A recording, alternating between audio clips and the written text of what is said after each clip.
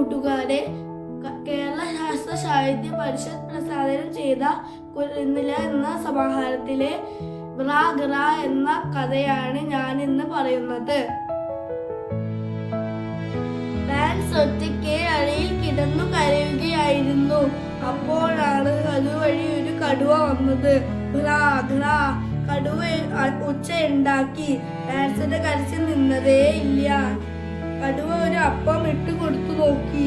പാൻസിന്റെ കരച്ചിൽ നിന്നതേ ഇല്ല. ഒരു ലോലിപോപ്പ് കൊടുത്തു നോക്കി. ഇല്ലേ ഇല്ല. കരച്ചിൽ നിർത്തിയതേ ഇല്ല. ഇനി എന്ത് ചെയ്യും? നിനക്കെന്താ വേണ്ടത്? കടുവ ചോദിച്ചു. പാൻസ് പറഞ്ഞു, എന്നെ എടുത്തു അണിഞ്ഞാലേ ഞാൻ കരച്ചിൽ നിർത്തൂ. കടുവ പാൻസ് ഇട്ടു. എന്നാൽ പോവാം. പാൻസിന് സന്തോഷമായി. പാൻസ് ചിരിക്കാൻ തുടങ്ങി, പാട്ടു പാടാനും തുടങ്ങി. അപ്പോൾ പിന്നെയും ഒരു കരച്ചിൽ. നീ കരച്ചിൽ നിർത്തിയില്ലേ? കടുവയ്ക്ക് ദേഷ്യം വന്നു. ഗ്രാ ഗ്രാ അത് വീണ്ടും മുച്ചയിട്ടു. അത് ഞാനല്ല, ടീഷർട്ടാണ്. പാൻസ് പറഞ്ഞു. ടീഷർട്ടോ? അതാരാ?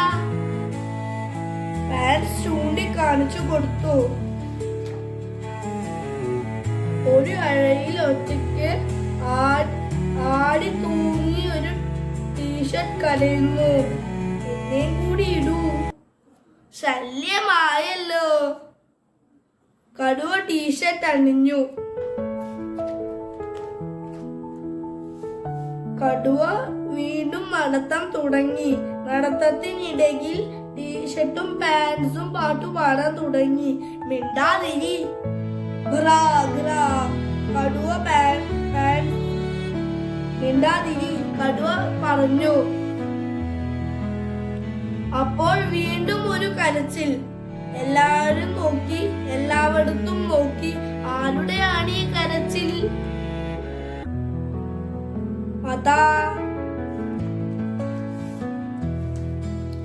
ഒരു കുട്ടി ഇരുന്ന് കരയുന്നു.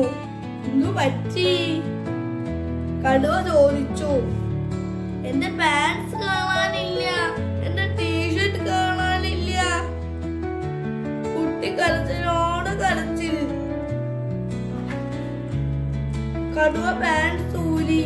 ഇതാണോ പാൻസ്? അതെ. കുട്ടി പാൻസ് വാങ്ങി.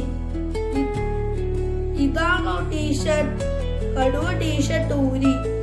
അതെ. കുട്ടി ടീഷർട്ട് വാങ്ങി. പാൻസും ടീഷർട്ടും കിട്ടിയപ്പോൾ കുട്ടി ഒന്ന് കടുവ നോക്കുക പോലും ചെയ്യാതെ ഒറ്റയോട്ടം.